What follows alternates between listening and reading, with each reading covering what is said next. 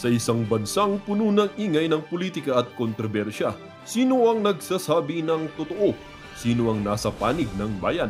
Welcome to Bayang Pinas, ang news channel na hindi takot maglatag ng katotohanan. Dito, pinag-uusapan natin ang mga isyong may kinalaman sa kinabukasan mo, politika, pamahalaan, at ang tunay na kalagayan ng ating bansa. Hindi kami bayad, hindi kami bulag. Sa Bayang Pinas, ang boses ng mamamayan ang tunay na headline. Kaya kung sawang-sawa ka na sa mga baluktot na impormasyon at scripted na kwento, dito ka na. Dito sa Bayang Pinas, tayo ang bantay at boses ng bayan. Kung gusto mong manatiling mulat at informed, don't forget to like, share, and most importantly, subscribe dahil sa panahon ngayon, ang kaalaman ay kapangyarihan. Ito ang Bayang Pinas, balitang totoo, pusong makabayan para sa sambayanang Pilipino. Tara na't alamin ang tunay na balita. Estero, kanal. Anak ng toko, 55 billion. Ito ang halaga. Ito ang 55 billion. Ano to? Ba't may buhangin dito? Ba't may bakal dito? Ay, hahabol nila. Tingnan nyo naman kung paano ho tayo lokohin. Ito mga official na to. Sementado dito sa gilid, ang gagawin nila, liliitan nila yung kanal para lalong magbara. Tingnan nyo naman, bato na eh. Ayan o, bato na ho siya, bato na. Ba't mo palalagyan ng, ang tawag dito, ng bakal dito para liitan itong kanal na to? Hindi ho tayo inhinyero dito, hindi ho tayo engineer o kung ano pa man. Kumbaga, ika nga, logic lang. Pagka maliit, ibig sabihin, mabagal ang pasok ng tubig. Pagka malaki, mabilis ang pasok ng tubig. Ito malaki, simentado sa magkabila.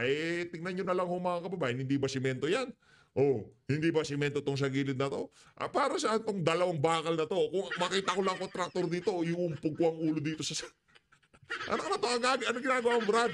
Simentado ba't mo lilitan ng butas? Di ba?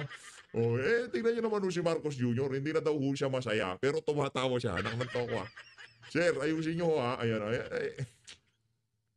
Ayan o mga pambira talaga ilan lang ho yan sa mga larawan. Ito pa, marami ho yan. Ito yung sinasabi nilang binabaon nilang mga sheet pile. Yan, ito. Pagka nasa specification daw, 8 meters, ibabaon lang nila 2 meters. Ayan. Tignan nyo naman ho mga kababayan. Anong klaseng yan? Anong klaseng trabaho yan? Tignan nyo naman. Tignan nyo naman ho yan mga kababayan. Pero, ano masasabi mo, Brad? Natatawa ka lang, no? Yan ang problema pagka hindi ka marunong maging pangulo. Lolokohin ka lang ng mga taong nakapaligid sa'yo. Hindi ko tayo nagtataka sa lahat ng ahensya ng pamahalaan. Yan ang mukha ng administrasyon ni Marcos Jr. Hindi lang na-emphasize kasi walang bahang dumadaloy dyan sa mga ahensya na yan. Pero pumunta tayo sa Department of Finance, Agriculture, Irrigation, kahit saan nga yan ng pamahalaan. Diba? Ganyan ho ang mukha ng administrasyon ni Marcos Jr. Ito na-emphasize lang kasi maraming naapektuhan. Pero yung iba nakatago kasi hindi naman infrastructure yung binibuild nila di ba? Binibili nila, for example, services o consultation o kung ano pa man yan. Corruption din ho yan mga kababayan. Dito lang sa isa na to, naging nabulgar ang kabalbalan nila kasi merong physical, dapat makapag-produce sila ng physical infrastructure o kung ano pa man. Pero kung wala yan, hindi rin mo mabubulgar yan. Pasipol-sipol lang yung mama na yun. Papalaki ng itlog dyan sa Malacanang. Anak ng toko, hindi ka marunong magpangulo. Kaya ang gawin mo, Brad, mag-resign ka na. Simple, ganun lang kadali. Mag-resign ka na. Eto mga kababayan. At dito rin ho pala sa video na to, pag-uusapan ho natin itong nangyaring hearing. Nangyayaring hearing dyan sa APRO, sa House of Representatives, na kung saan tinalakay ho nila yung online gambling. Nandyan ho yung si Altenco. Ito, pagka si Rufus Rodriguez ang nagtanong dyan sa online gambling na yan, medyo papakinggan natin. Pero maliban dyan sa mama na yan, puro kabalbalan lang ho yan mga kababayan. Pero unahin na ho natin itong kay Senator Rodante Marcoleta. Ano ho ba mga punto de vista niya dito? Pakinggan ho natin.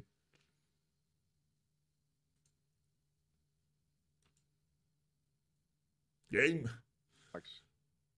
Go ahead. Thank you, Mr. Chair. Yan. Maganda itong bills na pinipresent. Teka, i-ready ko na ho yung video nitong si Erwin Tulfo. Yan yung nasa gilid nyo na to, ito ho yung video nitong si Erwin Tulfo nung 19th Congress na kung saan talagang didepensahan niya yung akap na yan. Na dito naman sa video na to, susupalpalin ho nitong si Senator Rodante Marcoleta. Game, umpisa na natin. Ngayon, lalo na itong Simplified Government Aid Access Yan. at saka itong Anti-Discrimination in the Delivery of Social Protection Program.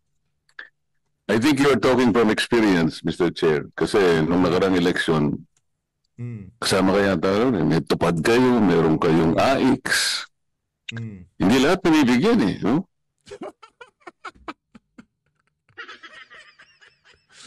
Di ba?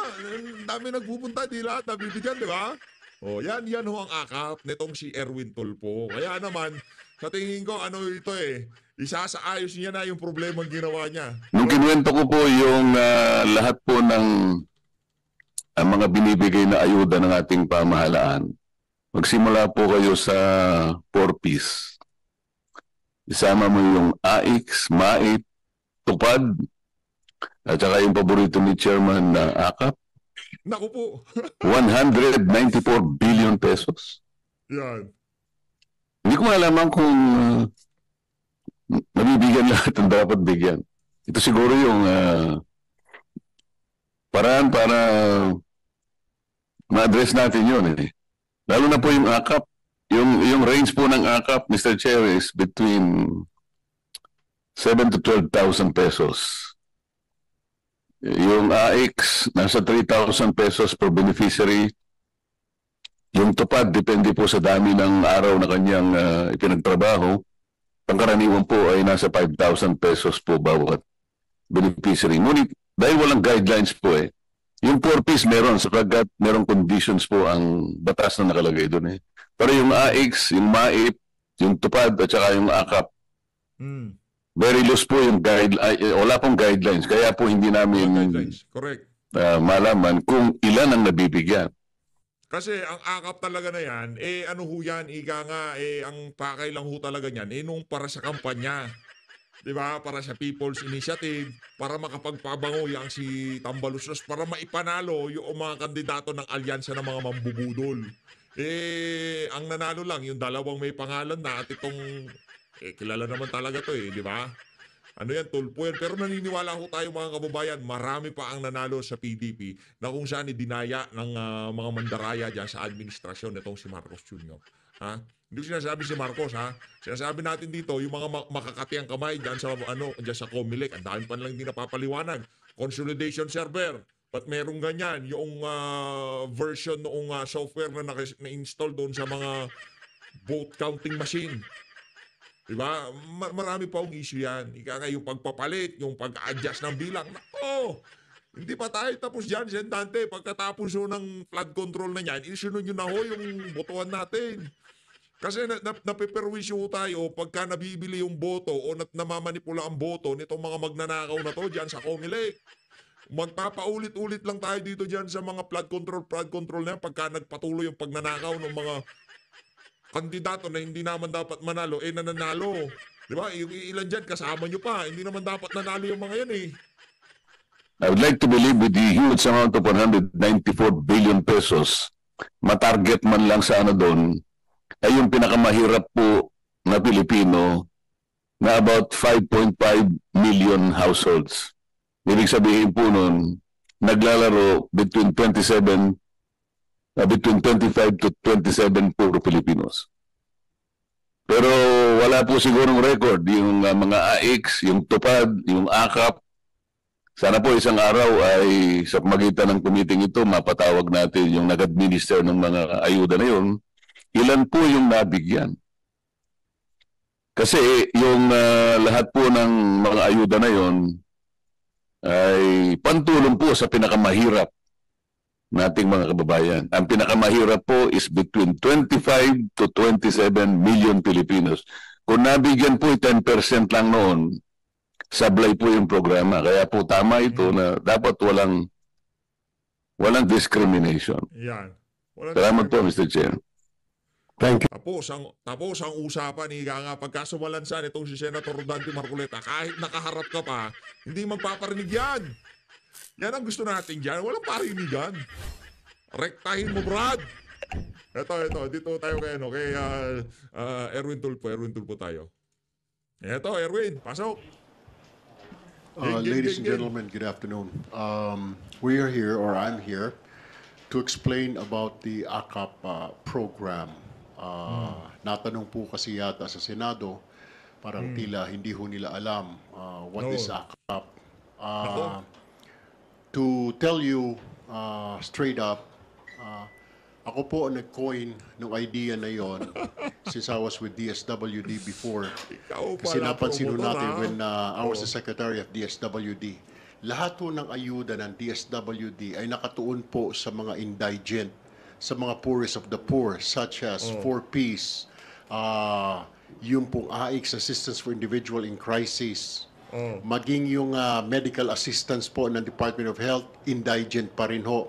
Pati yung tupad, indigent pa rin. Nakakalimutan po ng gobyerno na meron po tayong klase o grupo ng mga tao na in between. Hindi po sila indigent, hindi rin po sila mayaman. Ito po yung nakakaligtaan ng gobyerno, yung pong mga nagtatrabaho sa mga fast food, mga waiter, security guard, ito po yung mga 23,000 or less or 25,000 or less ang mga sinisweldo, wala pong natatanggap na ayuda.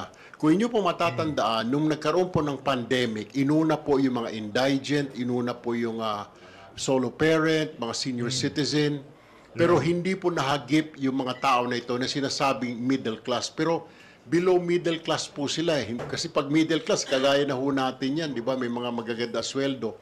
Sila po ay nasa 25 o 23,000 and below. Yun po yung target ng AKAP.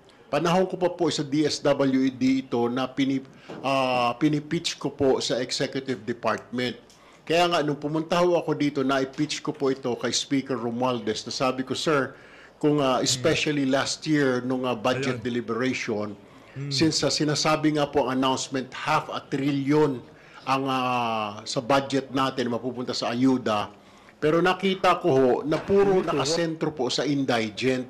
Wala po siya, hindi po siya nakasentro, wala po siya para doon sa mga kababayan natin na may mga trabaho, mga rider ng Grab, mga driver ng angkas.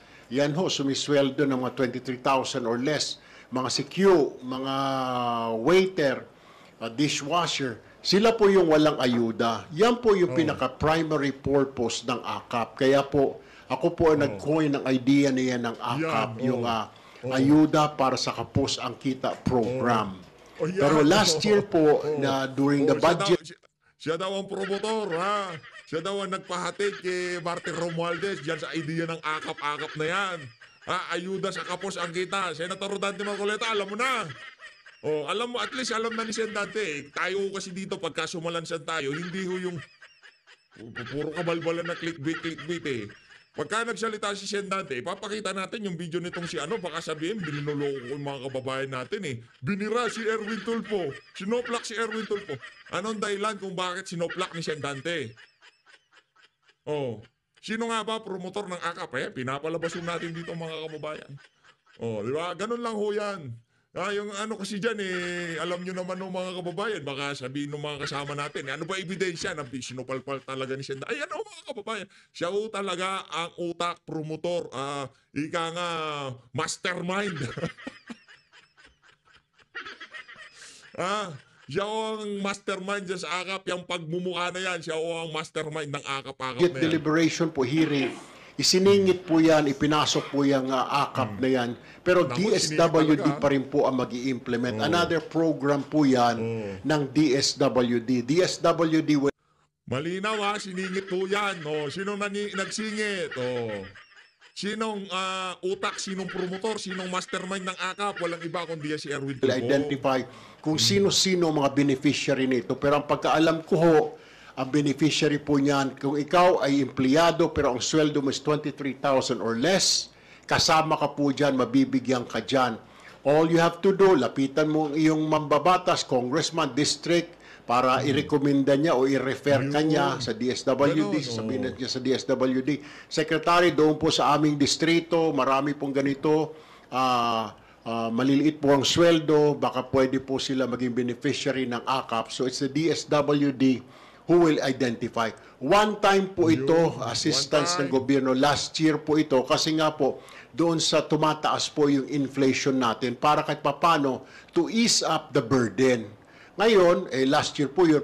Ngayon, kung next year, isasama ulit sa budget na ito, then yun ho yung purpose lang ho talaga nitong AKAP. Pero I heard daw na nagagamit po ito sa pang suhol, para sa pirma.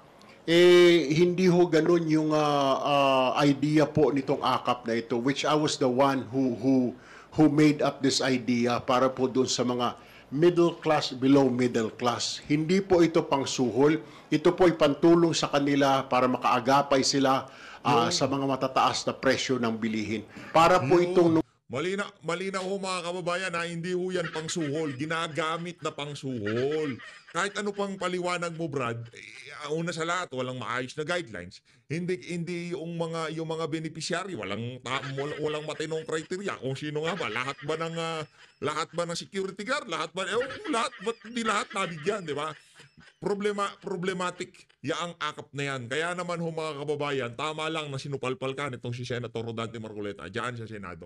At ngayon naman ho mga kababayan, re-recta na ho tayo sa nangyaring tanungan dyan sa Committee on Appropriation. Itong video na to, nung nagdaang taon to, February 2024, itong video na to ni Erwin Tulfo, congressman pa ho siya dyan, di pa ho siya senador. Rekta ho tayo dito kay Congressman Rufus Rodriguez and the PAGCOR officialdom for their presentation.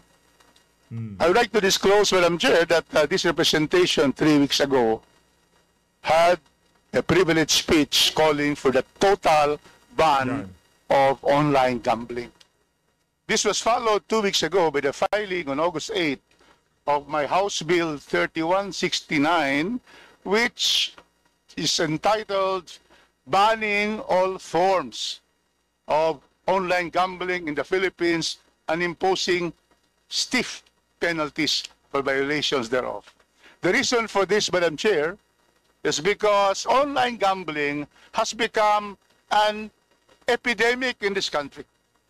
So many surveys and research have shown that majority of our people in the Philippines are already into online gambling. But I will cite just one.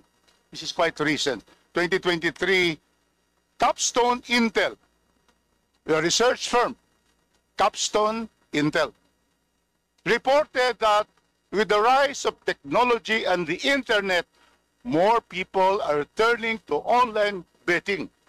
And the results of a survey they conducted in 2023 shows that across the country, out of 1,200 respondents, 64%, yan.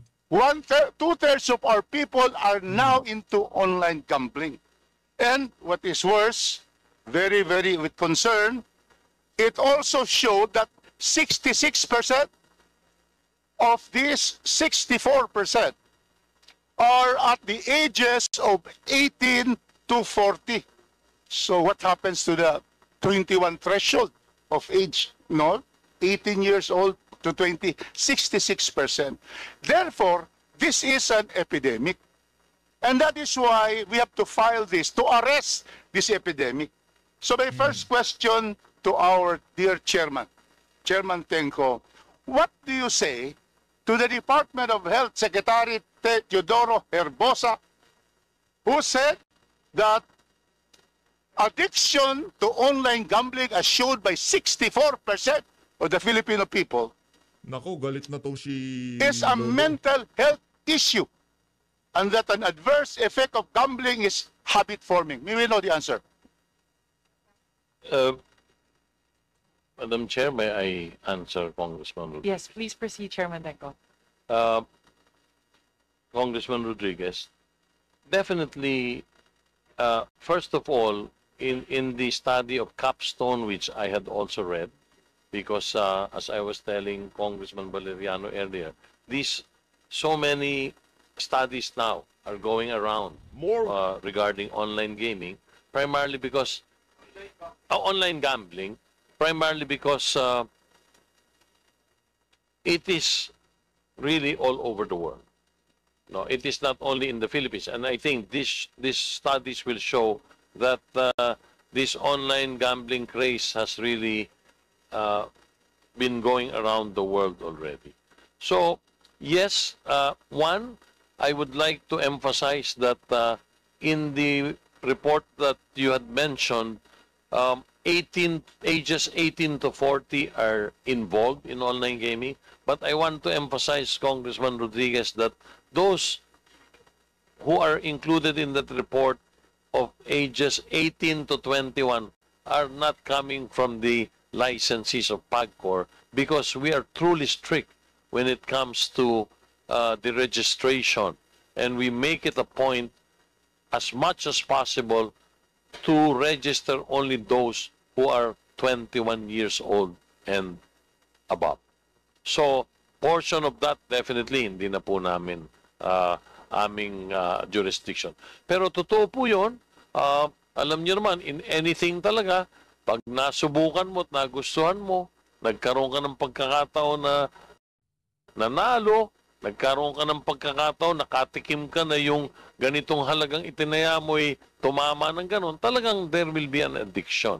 Kaya po, kung meron pong ginagawa, Congressman Rodriguez, ang PAGCOR ngayon, ay yung higpitan ng mga regulasyon, bigyan ng pansin ang responsible gaming, sapagkat ang paniniwala po namin, pagpatuloy rin tayo nagpapaalala sa ating mga kababayan tungkol sa mga ills of gambling, then baka pag nasa sa tamang edad naman sila, they will realize that gambling can be addicting. In fact, Congressman Rodriguez, we have launched and changed the tagline of PAGCOR. Dati po, ang PAGCOR nakalagay game responsibly, keep it fun. Inalis na po namin yon. Ngayon, ang malaki na pong mga pinagkakalat namin sa mga posters, sa mga billboards, sa mga leaflets ay gambling can be addictive, know when to stop.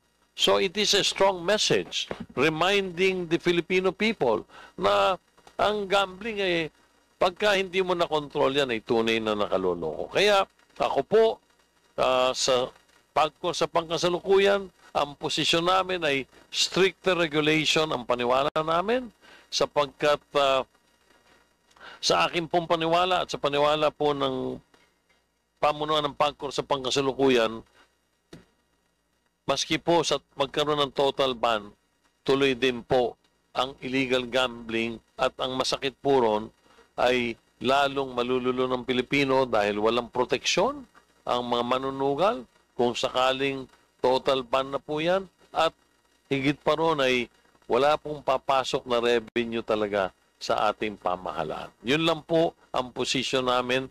Yung pong posisyon ng ilan sa inyo na gusto'y total or minumungkahi ang total ban on online gaming, ginagalang ko po yun. Pero sa side po ng PAGCOR, na isa sa pangunahing dahilan kung bakit nandito ay to raise revenue, ang amin po'y dapat na lang siguro ay higpitan pa natin ang regulasyon nang sa ganon ay mabalansin natin ang pagpasok ng pera sa gobyerno at mabigyan ng pansin ang mga sinasabing nagkakaproblema sa addiction sa gambling. Yun lang po, Congressman. Thank you, Chair Tenko. Madam Chair, may I proceed?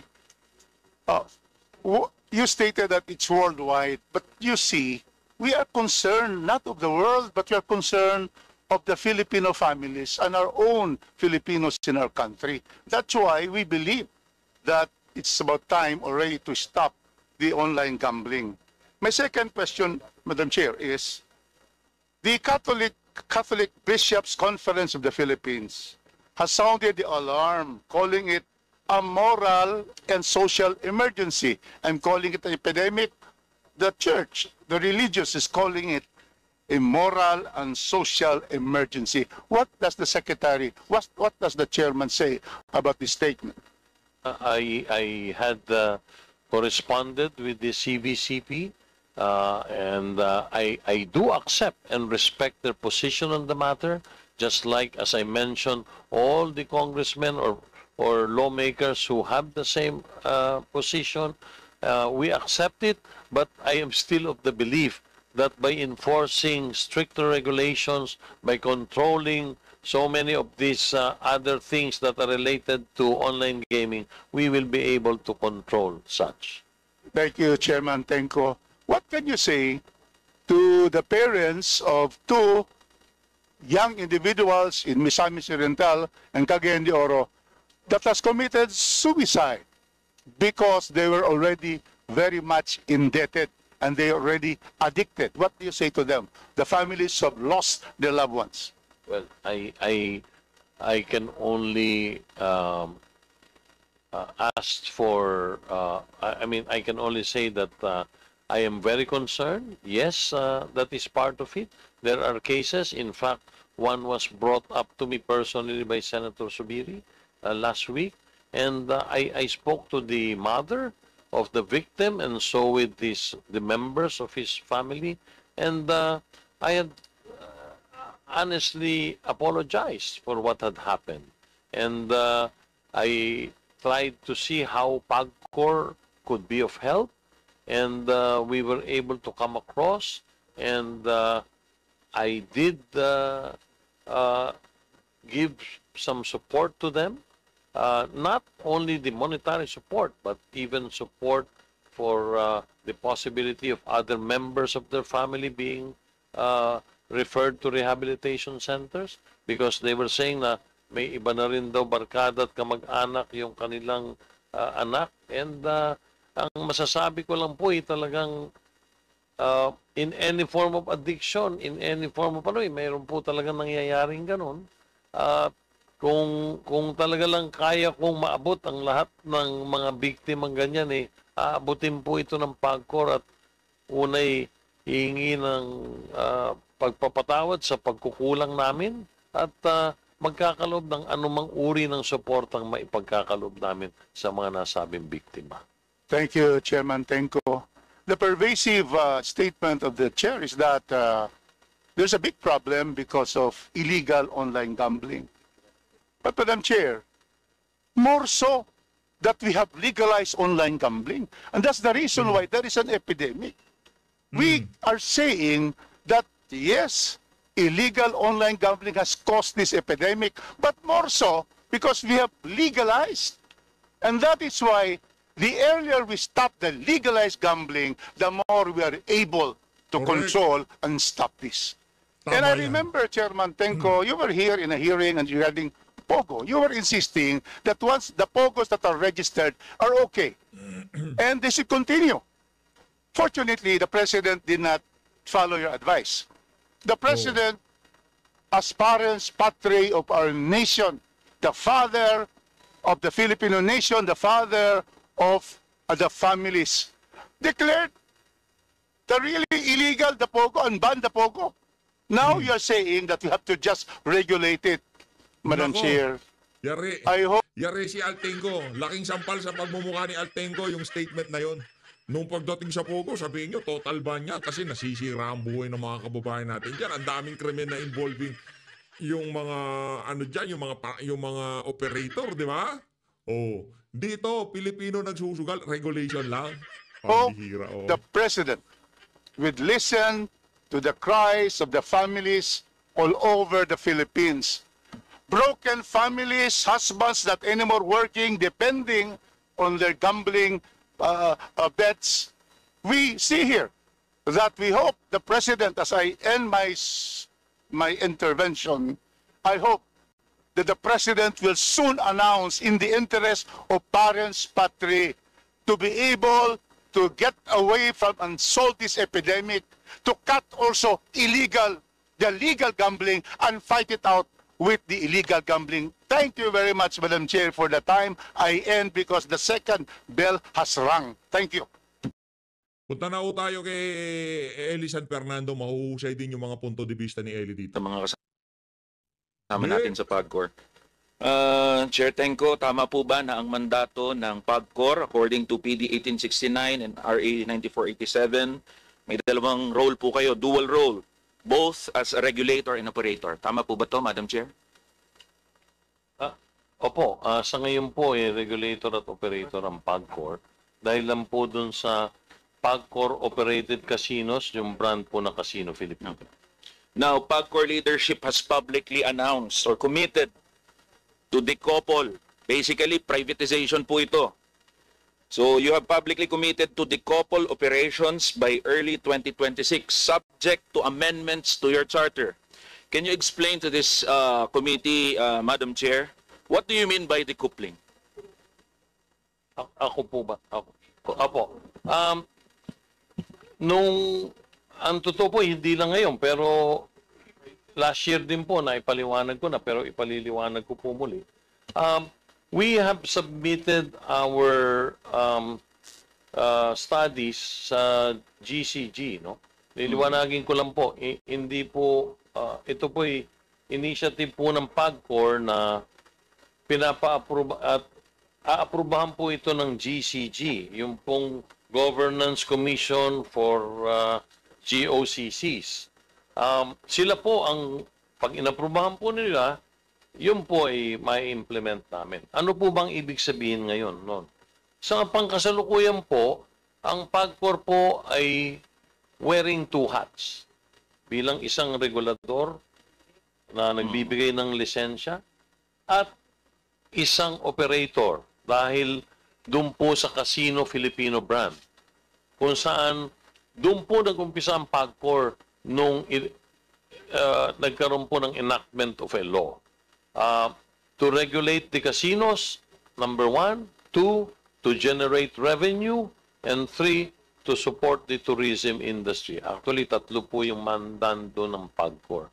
So, noon po, monopoliya, Congressman, ang PAGCOR sapagkat puro po PAGCOR run and operated casinos lamang. 100% po yun. Wala pong casino ang pwedeng itayo ng mga panahon na yon kung hindi yun lamang Casino Filipino. So, inabutan po siguro nung medyo marami ring mga nakatatanda rito yung Casino Filipino brand. So, noon po, regulator na, operator pa ang PAGCOR. Ngayon, sa ngayon po, wala na po talagang ganong role na ikaw ng regulador, ikaw pa rin ang operator. Sa buong mundo po, wala pong gaming regulation body ang siya ding nagpapatakbo ng sarili niyang... But Madam Chair, it is nakasulat ho yan doon sa inyong charter. You are both a regulator and an operator. So you cannot say na yung binabanggit niyo po, Madam Chair. Would you agree with me, Chair Tenko? I would like further to the head of legal, Attorney Alba. With the permission of the Honorable Chairperson. Madam Chair, PD 1869 is the PAGCOR Charter. Originally, what that provided was for PAGCOR to essentially maintain and operate games of chance. So, operator lang si PAGCOR noong PD 1869. Now, a law was passed in 2007, which is RA 9487, which amended the PAGCOR Charter. In RA 9487, it now authorized PAGCOR to operate and license. So doon pumapasok yung regulatory aspect ni PAGCOR. Apo. Thank you, Madam. Tama, Madam Chair. Kaya po, binabanggit ko yan at pinapa-explain ko sa inyo yan kasi you have committed to decoupling operations by early 2026 subject to the amendments of your charter. Now, in 2023, Madam Chair, PAGCOR announced the closure and privatization of Casino Filipino New Coast as part of this decoupling strategy.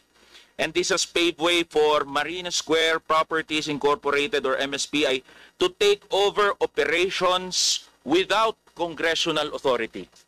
So there is no amendment still. Wala pa nga naka-file po Madam Chair, na amendment to the charter of PAGCOR.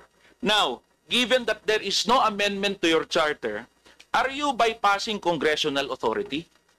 Can you explain this? Can PAGCOR legally pursue this, yung privatization, Madam Chair?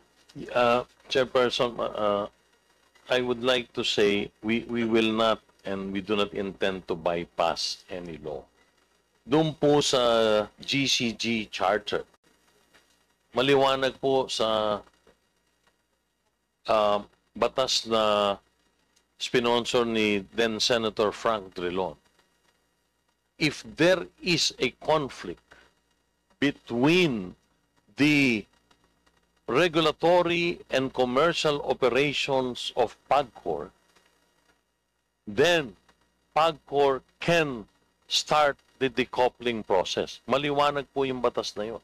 Kaya po kami, Chairperson, Congressman, ay hindi po kami, sinabi ko lang po na, at ito po, dineklara ko dito nung 1 taon at gayon din sa Senado, kami po ay nagmumungkahi sa GCG dahil nakikita na namin malaki na pong problema ng Casino Filipino. Congressman, for your information po, and Madam Chairperson, ang Casino Filipino po ay nalulugid ng malaki.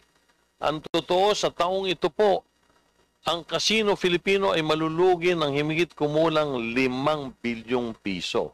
Kaya doon po, nakikita na natin na kailangan na talagang masunod yung GCG, provision of the law, na principal author po noon si Senator Frank Drilon, at doon po may conflict na po ang commercial at saka yung regulatory functions ng PAGCOR.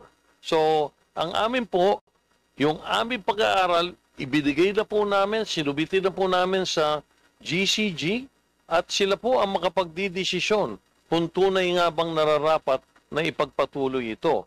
So liliwanagin ko po, hindi po namin gagawin ng nasabing decoupling kung wala pong approval ang GCG na magre-rekomenda sa Office of the President. Yun lang po, Congressman. So, Madam Chair, is the chairman agreeing with me na wala pa doon sa charter amendment kasi nga nakasulat, malinaw na nakasulat, you are both a regulator and operator, and now you are decoupling. Umaalis kayo doon sa inyong mandato bilang regulator and operator, and you are putting the operations doon sa mga private entities. So yun po ang pinupunto natin dito, Madam Chair. So gusto ko pong malinawan doon, why is PAGCOR pursuing decoupling na wala pa namang amendments to the charter ng PAGCOR? Well, not, Congressman, Chairperson, we have not pursued. When did we have not pursued po yung decoupling?